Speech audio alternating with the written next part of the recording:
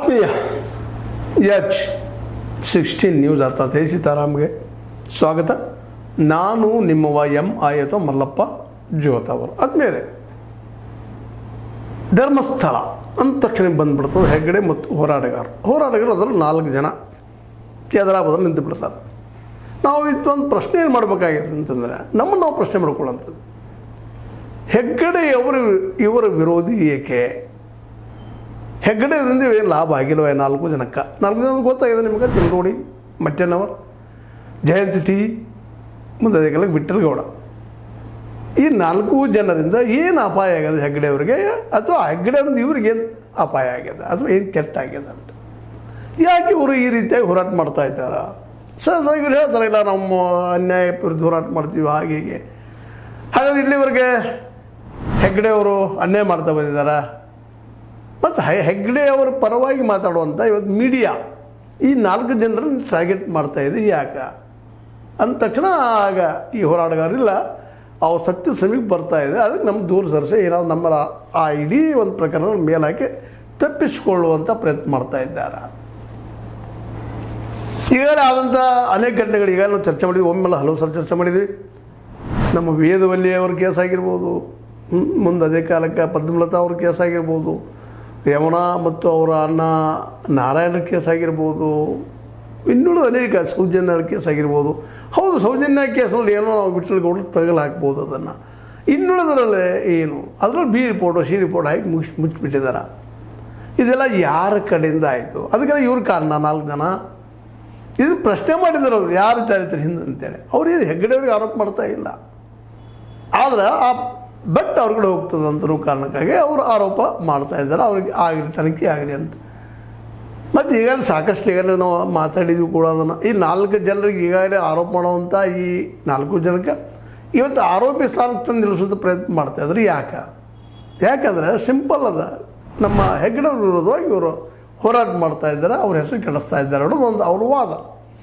ಅದಕ್ಕೆ ನಾವು ಕೇಳೋದೀಗ, ಹೌದಾ ಹೆಸರು ಕೆಡಿಸ್ತಾ ಇದ್ದಾರೆ? ಹೌದು ಬಿಡು, ಸೌಜನ್ಯ ಒಂದು ಕೇಸ್ ಆಗಿದ್ರೆ ಅನುಭವದಾಗಿತ್ತು. ನಾವು 1, 2 ಕೇಸ್ ಆಗಿದ್ರೆ ಹೆಸರು ಕೆಡಿಸ್ತಾ ಇದ್ರೆ ಲಾಭ ಆಗಿಲ್ಲ ಇವ್ರಿಗೆ ಅಂತೇಳಿ ಇವ್ರು ನಿರಂತರ ನಡೀತಾ ಇದ್ದಾವಲ್ರಿ. ಈಗ 38 ಕೇಸ್ಗಳ ದಾಖಲೆಗಳೇ ಇಲ್ಲಲ್ಲೇ. ಏನದು ಅವು ಹೇಳ್ಬೋದು. ಆಗ ನಾವು ಸಲುವಾಗಿ ಇಲ್ಲಪ್ಪ ಅದು ಕೆಲಸ ನಾವು ನಮ್ಮ ಪೊಲೀಸ್ ಠಾಣೆದ್ದು ಜೊತೆಗೆ ಅಲ್ಲಿ ಪಂಚಾಯತ್ ಕೆಲಸ ರೀ, ಅದಕ್ಕೆ ಏನು ಸಂಬಂಧ? ಅಷ್ಟು 38 ಶವಗಳು ನಾಪತ್ತೆ ಆಗುವಂಥದ್ದು. ಅವ್ರು ಯಾರು, ಏನು, ಎಲ್ಲಿಂದ ಬಂದರು, ಅವ್ರ ಹೆಸರೇನು, ಈ ಪ್ರಮಾಣದಲ್ಲಿ 38 ಶವಗಳನ್ನ ಬಿಟ್ಟುಕೊಟ್ರು ಅವರು. ಈಗಾಗಲೇ 75 ಶವಗಳು ಒಂದೇ 71 ಶವಗಳು ಒಂದಿನಲ್ಲಿ ಹೋಗಿದ್ರು ಮಾಡಿದ್ರು ಅಂತೆಲ್ಲ ಕೇಳಿದ್ವಿ ನಾವು. ಈಗಾಗಲೇ ನೀವು ನೋಡಿದ್ರಿ, ಕೇಳಿದಿರಿ, ಆರೋಪಗಳಿದ್ದಾವೆ ಇದ್ರ ಮೇಲೆ. ಸ್ವತಃ VS ಉಗ್ರಪ್ಪನವ್ರದ್ದು 477 ಏನಪ್ಪ ಅಂತಂದ್ರೆ ಈ ಮುಚ್ಚಾಕೋ ಕೆಲಸಗಳು, ಹೆಣಗಳನ್ನು ಮುಚ್ಚಾಕೋದು ಕೆಲಸ ನಡೆದವಲ್ಲೇ. ಪ್ರತಿ ವರ್ಷ 100 ನಡೀತಾ ಇದ್ವು ಅಂತ. ಈ 100 ಎಲ್ಲ ನಡೆಯೋದು ಈ 4 ಜನನ ಮಾಡ್ತಾಯಿದ್ರೆ ಅದು ಮತ್ತು ಬೇರೆ ಯಾರಿದ್ದಾರೆ? ಅದು ಮಾಡಲಿಕ್ಕೆ ಯಾರಿಗೆ ಸಾಧ್ಯದ? ಅದು ಸಾಮಾನ್ಯಗೆ ನಮಗೆ ನಿಮಗೆ ಸಾಧ್ಯದನ? ಪೊಲೀಸರು ಅಷ್ಟು ರೂಪಾಯಿ ಬಿಟ್ಕೊಟ್ಟಾರ? ಬೆಳ್ತಂಗಡಿ ಪೊಲೀಸ್ ಠಾಣಾ ಅಥವಾ ಉಜಿರೆ ಪೊಲೀಸ್ ಠಾಣಾ ಏನಲ್ಲೇ ಯಾಕೆ ಅವೆಲ್ಲ ಕೇಸ್ಗಳು ಮುಚ್ಚಾಕುವಂಥ ಪ್ರಯತ್ನ ಮಾಡಿದ್ರು ಅವರು? ಯಾಕೆ ದಾಖಲೆ ಇರಲಿಲ್ಲ? ಈ 38 ಕೇಸ್ಗಳ ಬಗ್ಗೆ ಏನೂ ಸಿಗ್ತಾ ಇಲ್ಲ ಅಂತ SIT ಸ್ವತಃ ಹೇಳ್ತಾ ಇದ್ರು. ಹಾಗಾದರೆ ಈ ಶವಗಳು ಯಾರನ್ನ ಕೇಳಬೇಕೀಗ? SIT ಆ ಪಂಚಾಯತಿನ ಕೇಳಬೇಕು. ಆ ಪಂಚಾಯತಿಯವರು ಅವರು ಹಚ್ಕೊಳ್ತಾರೆ, ಏನೂ ಇಲ್ಲ ಅಂದ ಅವ್ರಿಗೆ ಉತ್ತರ ಕೊಡಲೇಬೇಕು. ಬೇರೆ ಆಗೋದಿಲ್ಲ. ಯಾರಪ್ಪ ಇವರು 38 ಜನ? ಈಗ ಸರ್ವೆ ನಡೆದ ತನಿಖೆ ನಡೆದ SITಯಿಂದ. ಅದನ್ನು ಈ ಹೋರಾಟಗಾರರು ಮಾಡಿದಾರ ನಮ್ಮ ಹೆಗ್ಗಡೆಯವ್ರ ವಿರೋಧವಾಗಿ. ಇಲ್ಲಿ ನಡೆಯುವಂಥ ಎಲ್ಲ ಕೊಲೆ ಸುಲಿಗಳಿಗೆ ಇವರ ಕಾರಣರ ಇದು. ಯಾಕಂದ್ರೆ ನಮ್ಮ ಮೀಡಿಯಾ ಅದರಲ್ಲೂ ಮುಖ್ಯವಾಗಿ ನಾವು ಗೋಧಿ ಮೀಡಿಯಾ ಅನ್ರಿ, ಮತ್ತೇನು ಅನ್ರಿ, ಅಥವಾ ಹೆಗ್ಗಡೆಯವರ ಪರ ಇದ್ದಂಥ ಮೀಡಿಯಾ ಅನ್ರಿ, ಅಥವಾ ಜನ ಅನ್ರಿ, ಈ ಕೇಸ್ಗಳನ್ನೆಲ್ಲ ಮುಚ್ಚಾಕೋ ಪ್ರಯತ್ನ ಯಾಕೆ ಮಾಡ್ತಾ ಇದ್ದಾರೆ? ಯಾಕೆ ಹೆಗ್ಗಡೆ ಪರ ಅಂದ್ರೆ ಮೀನ್ಸ್ ಹೆಗ್ಗಡೆ ಅವ್ರು ಮಾಡಿಲ್ಲ ಅಂದ್ರೆ ಇವ್ರು ಯಾಕೆ ಅವ್ರ ಪರವಾಗಿ ಮಾತಾಡ್ತಾ ಇದ್ದಾರೆ? ಇವ್ರು ನಡೆದು ಸುಳ್ಳೇನು? ಇಲ್ಲ ಇವೆಲ್ಲ ನಡೆದಿಲ್ಲಪ್ಪ, ಯಾವುದೂ ಆಗಿಲ್ಲ ನನ್ನ ಘಟನೆಗಳಂತೇಳಿ ಅದನ್ನಾದ್ರೂ ಪ್ರೂವ್ ಮಾಡಲಿ. ಸ್ವತಂತ್ರವಾದ ಮೀಡಿಯಾಗೆ ಬೇಕಾಗಿರುವುದು ಸ್ವತಂತ್ರ ಧ್ವನಿ. ಆ ಸ್ವತಂತ್ರ ಧ್ವನಿ ಉಳಿಸಲು ನೀವು ಮಾಡಬೇಕಾದದ್ದು ಇಷ್ಟೇ. ಅದೇನಪ್ಪಾ ಅಂತಂತಂದ್ರೆ ನಿಮ್ಮ ಕೈಲಾದಷ್ಟು ಸಹಾಯ ಈ ಚಾನಲ್ಗೆ ಮಾಡಿ ಹಾಗೂ ನಿಮ್ಮ ಧ್ವನಿಯನ್ನು ಕಾಪಾಡಿಕೊಳ್ಳಿ. ಇದು ಯಾವ ಶವ ಇಲ್ಲರಿ ಸುಳ್ಳು ಹೇಳ್ತಾರೆ. VS ಉಗ್ರಪ್ಪನವ್ರು ಇವರು ಸುಳ್ಳು ಹೇಳ್ತಾರಂತೆ, ಪ್ರೂವ್ ಮಾಡಲಿ. ಏನು ನಾರಾಯಣ ಕೊಲೆ ಆಗಿಲ್ಲದ ಪ್ರೂವ್ ಮಾಡಲಿ, ಪದ್ಮಲತಾ ಕೊಲೆ ಆಗಿಲ್ಲದ ಪ್ರೂವ್ ಮಾಡಲಿ. ಪ್ರೂವ್ ಮಾಡ್ಲಿಕ್ಕೆ ಸಾಧ್ಯತೆ ಇವರಿಗೆಲ್ಲ ನಡೆದ ಘಟನೆ ಸಾಧ್ಯ. ಆದರೆ ಅದ್ರ ಹಿಂದೆ ಇದ್ದಂಥವ್ರು ಯಾರು? ಅವರೇ ಸಿಗ್ತಾ ಇಲ್ಲ. ಅದು ಒಂದಲ್ಲ ಎರಡಲ್ಲ ನೂರಾರು ಕೇಸುಗಳಲ್ಲಿ ಯಾರೂ ಸಿಗ್ತಾ ಇಲ್ಲ. ಅದರಲ್ಲೂ ಮುಪ್ಪುರಿಗಳು ದೊಡ್ಡದಂಥದ್ದು ಯಾವುದಪ್ಪ ಅಂದ್ರೆ ಸೌಜನ್ಯಾಳು. ಸೌಜನ್ಯಾಳ ಕೇಸ್ ಹತ್ಯೆ ನಡೆದು ಸುಳ್ಳೇನಲ್ಲ, ಅದು ನಡೆದು ರಾಜಾರೋಷ ಆದಂಥ ಘಟನೆ. ಅದನ್ನಂತೂ ಯಾರೋ ಮುಚ್ಚಾಗ್ಲಿಕ್ಕೆ ಸಾಧ್ಯ. ಹಾಗಾದ್ರೆ ಅದನ್ನು ಮಾಡಿದವ್ರು ಯಾರು, ಅದ್ರ ಹಿಂದಿಂಥವ್ರು ಯಾರು, ಇದು ಉತ್ತರ ಸಿಗಬೇಕಲ್ಲ. ಏನು ಇವ್ರು 4 ಜನನ ಮಾಡಿದ್ರೆ ಈಗೇನು ಇವರು ಅವರನ್ನು ಟಾರ್ಗೆಟ್ ಮಾಡಿ ಏನಪ್ಪ ಅಂತಂದ್ರೆ ಅವ್ರನ್ನೂ ಸಹ ಜೈಲಿಗೆ ಕಟ್ಟುವಂಥ ಪ್ರಯತ್ನ SIT ಮೂಲಕ ಏನು ಮಾಡ್ತಾ ಇದ್ದಾರೆ. ಇಲ್ಲಿ ಹಂಗದ ಹಂಗೆ ಅನ್ನಿಸ್ತಾ ಇದೆ SIT ಮೂಲಕ ಮಾಡುವಂಥದ್ದು. ಯಾವ SIT ತಪ್ಪಿತಸ್ಥರನ್ನು ಇಲ್ಲಿ ಯಾರು ಇವರಿದ್ದಾರೆ ಅಪರಾಧ ಇದ್ದಾರೆ ಅವ್ರು ಹಿಡಿದು ತೆಗಿಸೋ ಬಂದಿತ್ತು ಅದು ಚೆನ್ನೈ ತರಿಸ್ಕೊಂಡಿದ್ದೆ. ಅದನ್ನು ಚೆನ್ನೈನಿಂದ ಇವರೆಲ್ಲ ನಿಂತಿದ್ದಾರೆ. ಮತ್ತು ಬೇರೆ ಆ ಚೆನ್ನಯ್ಯ ತರಿಸ್ಕೊಂಡಂಥ ಈ SIT ಇವತ್ತು ನಿಧಾನಕ್ಕೆ ಚೆನ್ನೈನ ಮಾಪಿ ಸಾಕ್ಷಿ ಅಂತ ನಿಮಗೆ ಗೊತ್ತದ. ನಡೆದ ಘಟನೆಯಲ್ಲಿ ಯಾರಾದರೂ ಬಿಡ್ತಾರೆ ನಡೆದವರು ಅವ್ರು ಮಾಪಿ ಸಾಕ್ಷಿ ಮಾಡಿ ಅವ್ರು ಶಿಕ್ಷೆ ಕಡಿಮೆ ಕೊಟ್ಟರೆ ಅವ್ರು ದಾಟಿಸುವಂಥ ಕೆಲಸ, ಉಳಿದವ್ರನ್ನ ಶಿಕ್ಷುವಂಥ ಕೆಲಸ.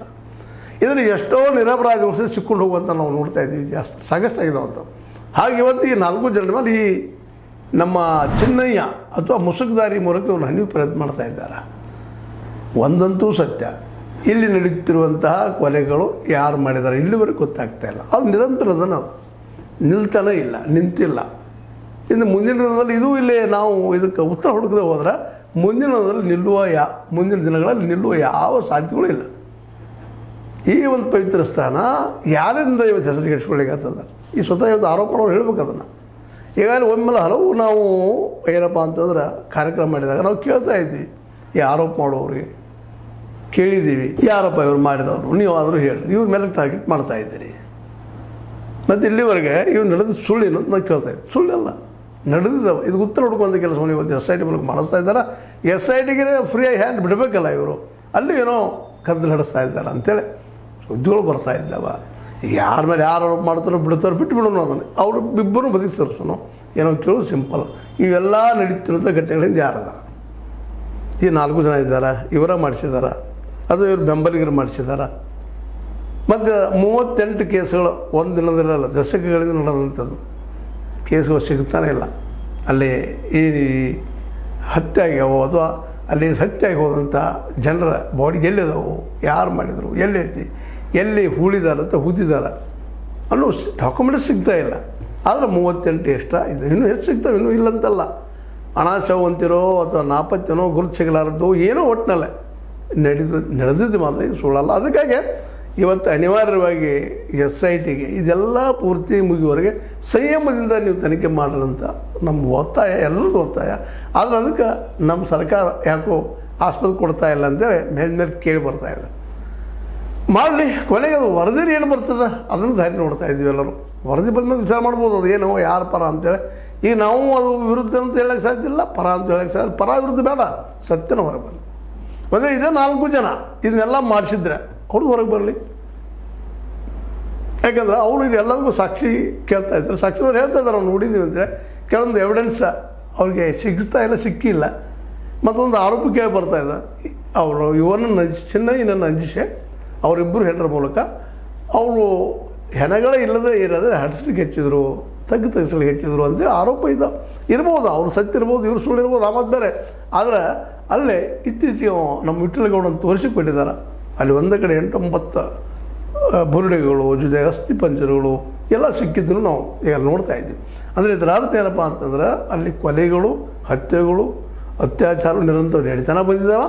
ಆದರೆ ಇಲ್ಲಿವರೆಗೆ ಕೇಳೋ ಯಾರೂ ತಾಕತ್ತು ಮಾಡಿಲ್ಲ. ಅದಷ್ಟೇ ಇವರು ದೂರದಾರ ಪ್ರಯತ್ನ ಮಾಡಿದ್ದಾರೆ. ಅದಕ್ಕಾಗಿ ಅವರನ್ನು ಇವತ್ತು ಬರಿಬಿಸಿ ಮಾಡುವಂಥ ಪ್ರಯತ್ನ ಇವರು ನಡೀತಾ ಇದೆ ಅಂತ ಈಗ ಮೇಲ್ನೋಟಕ್ಕೆ ಅನಿಸ್ತದೆ. ಬೇಡ, ಇವರು ಸುಳ್ಳು ಇರ್ಬೋದು, ನಮ್ಮ ಹೆಗ್ಗಡೆ ಅವರು ಸಜ್ಜವಂತರು ಇರ್ಬೋದು, ಅದು ಎನ್ಕ್ವೈರಿ ಆಗಿರಲ್ಲ. ಅವ್ರದ್ದು ಯಾಕೆ ಎನ್ಕ್ವೈರಿ ಆಗ್ತಾಯಿಲ್ಲ? ಹೆಗ್ಗಡೆ ಅವರು ಎನ್ಕ್ವೈರಿ ಯಾವಾಗ, ತನಿಖೆ ಯಾವಾಗ ಅನ್ನೋದು ಇವರೆಲ್ಲರ ಮತ್ತು ಜನಸಾಮಾನ್ಯರ ಪ್ರಶ್ನೆ. ಇದಕ್ಕೆ SIT ಆಗಲಿ ಸರ್ಕಾರ ಆಗಲಿ ಉತ್ತರ ಕೊಡಬೇಕಾಗ್ತದೆ. ಏನೂ ಆಗಲಿ ಸರ್ಕಾರ ಒಂದು ಪ್ರಾಮಾಣಿಕವಾದ ಸತ್ಯ ಹುಡುಕುವಂಥ ಪ್ರಯತ್ನ ಮಾಡಲಿ ಅನ್ನೋದು ಈ ಸಂದರ್ಭದಲ್ಲಿ ಒತ್ತಡ ಈ ಹೋರಾಟಗಾರರದು. ಮತ್ತು ಈಗ ನಿಮ್ಗೆ ಹಿಂದಿನ ಎಪಿಸೋಡ್ಗಳಲ್ಲಿ ಹೇಳಿದ್ದೀನಿ, ಹೆಣ್ಣುಮಕ್ಕಳು ಸಹಿತ ಹೇಳ್ತಾರೆ ಹೋರಾಟಕ್ಕೆ ಇಡೀ ರಾಜ್ಯವ್ಯಾಪಿ ಆಗ್ತದೆ ಈ ಹೋರಾಟ ಒಂದು ತಾರ್ಕಿಕ ಅಂತ್ಯ ಕಾಣಲೇಬೇಕಂತ ಅನ್ನುವಂಥ ವಾತಾವರಣ ನಿರ್ಮಾಣ ಆಗ್ಯದ. ಇದು ಇಲ್ಲಿವರೆಗಿನ ಬೆಳವಣಿಗೆ. ಇನ್ನು ಮುಂದಿನ ಮತ್ತೆ ನಾಳೆ ನೋಡೋಣ ಏನಾಗ್ತದೆ. ದಿನ ಒಂದು ಮಾಡಿ ನಿಮಿಷತೆಗೆ ಈ ಹೆಗ್ಗಡೆಯವರ ಕೇಸನ್ರಿ ಅಥವಾ ಇವರು 4 ಜನರ ಕೇಸನ್ರಿ, ಇದರಲ್ಲಿ ಯಾರು ತಪ್ಪಿತಸ್ಥರು ಅದು ಸತ್ಯ ಹೊರಗೆ ಬರಲಿ. ಪಾಪ ತೀರಿ ಹೋದಂಥ ಅನೇಕ ಶವಗಳಿಗೆ ಅನೇಕ ಜನರಿಗೆ ಅವರಿಗೆ ಒಂದು ನ್ಯಾಯ ಸಿಗಲಿ ಅನ್ನುವಂಥ ದಿಶೆಯಲ್ಲೇ ಇದೊಂದು ಚಿಕ್ಕ ಚರ್ಚೆ. ಇದು ನೀವು ಲೈಕ್ ಆಗಿರ್ಬೋದು, ಲೈಕ್ ಮಾಡಿ, ಶೇರ್ ಮಾಡಿ, ಕಮೆಂಟ್ ಮಾಡಿ, ಜೊತೆಗೆ ಸಬ್ಸ್ಕ್ರೈಬ್ ತಿಳಿಸ್ಬಿಡಿ. Real 60 ನ್ಯೂಸ್ ಅರ್ಥ ತಿಳಿಸಿದಾರದು ಸತ್ಯದ ಕೈಗನ್ನಡಿ ವಂದನೆಗಳು.